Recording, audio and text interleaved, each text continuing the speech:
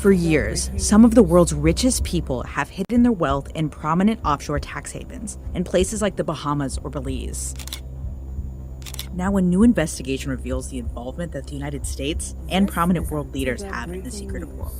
There are 1,001 different ways to describe a tax haven. It's generally considered as a country or a jurisdiction where you can put your money and avoid paying taxes where you made your money.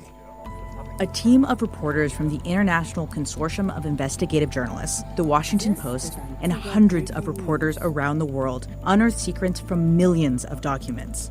The Pandora Papers show how the ultra-rich and powerful move their money around the globe. It is the largest collaboration of journalists ever organized by the ICIJ. We have emails, passport copies, bank statements that show how presidents, kings, princesses, billionaires, and criminals hide and move money. There are more than 11.9 million documents that reveal the holdings of powerful foreign figures, including the King of Jordan, and a woman widely considered to be the girlfriend of Russian President Vladimir Putin. The United States, through some very liberal laws in places like Alaska, South Dakota, Nevada, and Delaware, have really become go-to tax havens for global clients. This is Antigua Breaking News. American politicians and lawmakers have long criticized tax havens in smaller countries. You've got a building in the Cayman Islands where 12,000 companies supposedly are located. Now, that's either the biggest building in the world or the biggest tax ripoff in the world. That was 2007. 14 years later, if you want to protect your money, Sioux Falls, South Dakota has become a place to go. All of these trust companies, they are managing billions of dollars in assets for customers all over the world. You just wouldn't expect it. This building, which is in the city's downtown, now houses close to $100 billion in assets from foreign millionaires and billionaires, including some who have been accused in their home countries of fraud, bribery, human rights abuses, and other wrongdoings, either personally or through their companies. Like Horst Happel, an orange juice industrialist from Brazil. In 2016, Happel and others paid an $88 million settlement to the Brazilian government for allegedly colluding to underpay local farmers. He set up a trust in the Midwestern state in 2017. So did the family of Carlos Morales Troncoso, the former vice president of the Dominican Republic who ran Central Romana, a sugar company accused of human rights abuses. Morales set up his trust in the Bahamas, and after his death, it was transferred to South Dakota for the benefit of his daughters. His daughters, through an attorney, said they have never been involved in Central Romana's operations. And after this, we'll head to South Dakota Trust Company and take them off one by one. Okay. South Dakota is one of a handful of states with some of the most liberal regulations for offshore accounts in the world.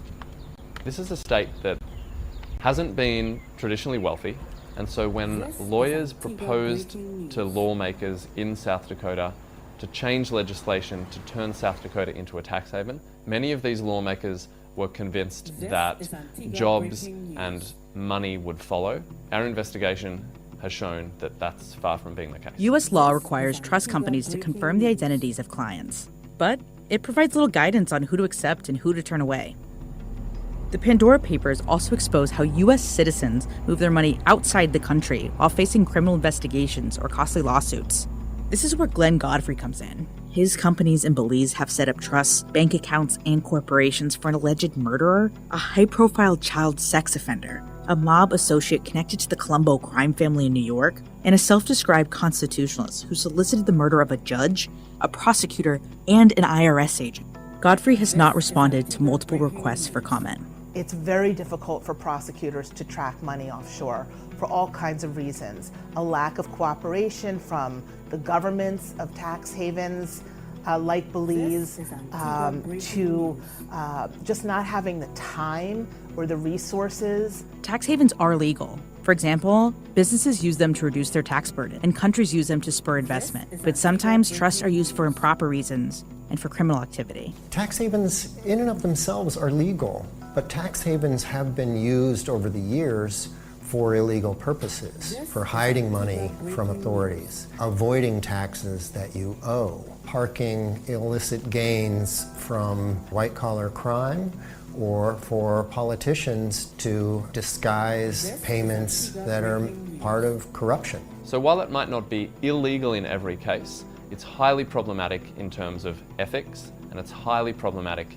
Show world leaders and their loyal circles participating and benefiting from this secretive system. Jordan's King Abdullah II is one of them.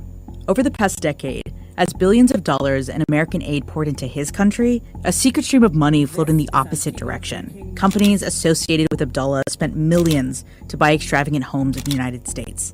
We were able to show that King Abdullah has secretly bought compounds in Malibu or overlooking the Potomac River in Georgetown and in London, and that he has spent more than $100 million in secret over the past 10 or 11 years on lavish properties that are unknown to the people of his country. Abdullah's lawyers said their client did not misuse any public funds or foreign assistance. Another person benefiting from the secretive system is a Russian shop cleaner.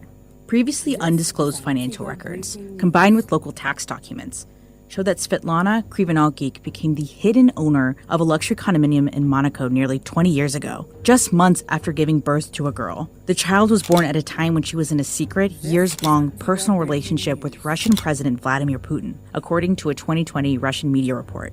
Когда мы нашли соцсети Елизаветы, то последние сомнения в том, кем друг другу приходились Владимир Путин и Светлана Кривоногих, отпали. Такого сходства мы не ожидали.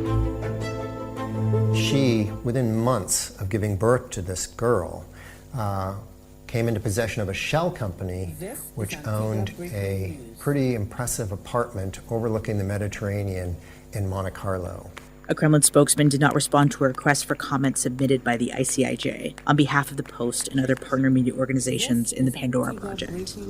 Krivenalgeek has not spoken about her alleged relationship with Putin or her accumulation of wealth. She did not respond to requests for comment.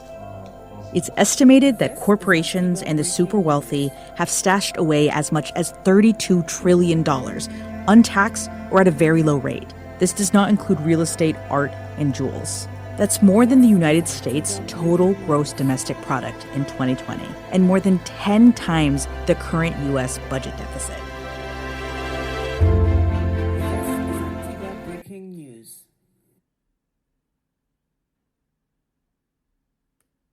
This is Antigua breaking news.